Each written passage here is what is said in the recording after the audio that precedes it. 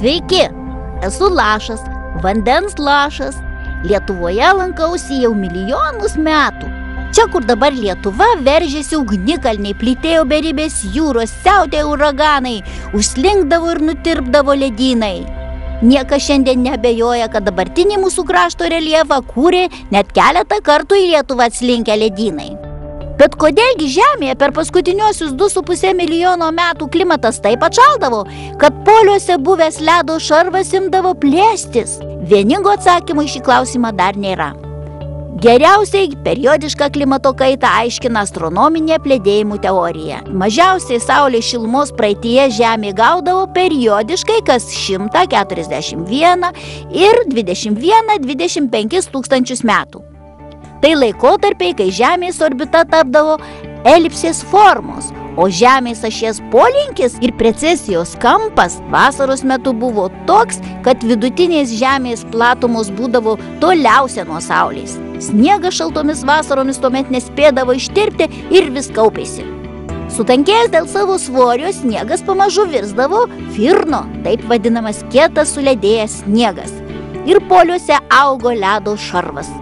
Veikiamas sunkio jėgos, ledas lėtai pradėdavo slinkti nuolydžio kryptimi net 50 metrų per metus. Šiandien manoma, kad Žemė ne išimtis ir Lietuva buvo apklota ledynų mažiausiai 6 kartus.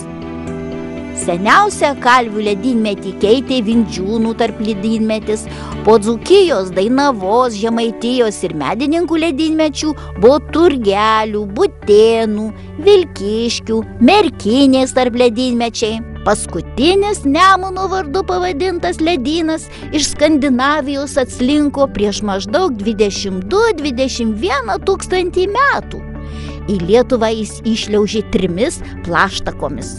Kuršių plaštakas linko iš vakarų, Žiemgalių plaštaka per vidurio Lietuvą tiesiai į pietus, o iš šiaurės linkusi Sėlių plaštaka apklojo visą rytų Lietuvą ir nuslinko toliau į Baltarusiją. Paskutinysis ledynas nebuvo galingas ir neįveikęs Ašmenos aukštumos kalvingūbrių sustojo jų papėdėse.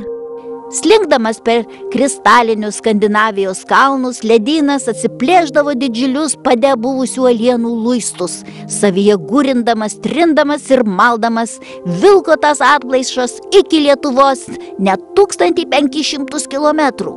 Šio proceso liudytojai ledyno apzulinti ir nugludinti visiems mums žinomi rieduliai – Puntukas, Barstyčių akmuo, Šilalės kūlis, Milžino akmuo ir daug kitų.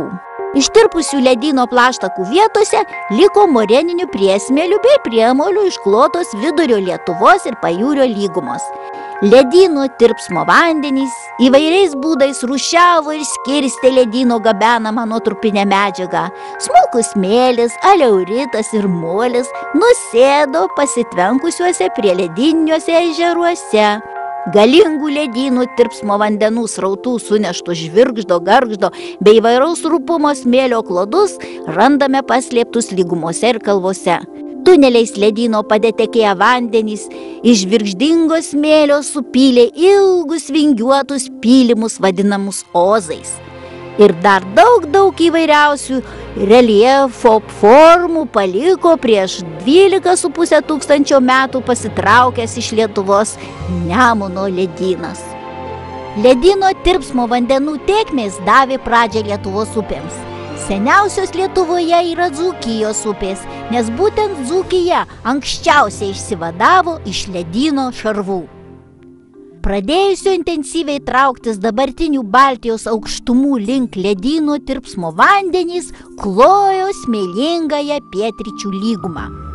Paviršiaus pažemėjimuose dabartinių Čepkelių, Dubos, Pelesos, Mataros ir kitų pelkių vietose telkšojo ežerai. Nuo tirpusio ledyno pakraščio į pietryčius plūdę vandenų srautai ilgainiui smėlingoje lygumoje ėmė graužti savo vagą ir plačiu srautu tekėjo palei ledyno pakraštį į pietvakarius. Ši galinga ledyno laikų upė ir yra dabartinio Nemuno, Merkio, Vokės, Neries ir Žeimenos prosenė.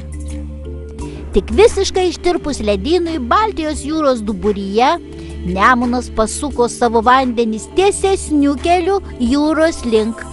Prasigraužė klonį per Baltijos aukštumas ir ėmė tekėti į šiaurę, o ties Kaunu pasuko į vakarus. Neris tarp Trakų ir Riešės pralaužusi kalvotą aukštumų ruožą nutekėjo į šiaurės vakarus, pasigriebusi su savim ir Vokę.